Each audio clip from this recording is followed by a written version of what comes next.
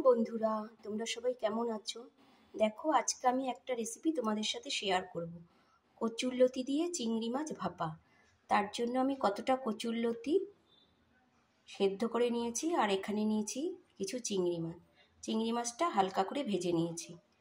আর দেখো, এখানে নিয়েছি সর্ষে, কাঁচা লঙ্কা, রসুন আর নুন হলুদ একসাথে মিশিয়ে রেখেছি। এবার আমি এটাকে একসাথে মেখে নিলাম।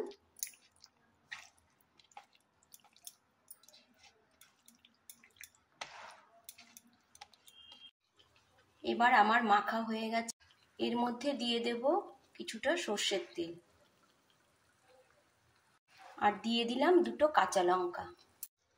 এবার গ্যাসটা কমিয়ে 10 মিনিট ঢাকা দিয়ে রাখবো। 10 মিনিট হয়ে গেছে, এবার ঢাকাটা খুলে দেব।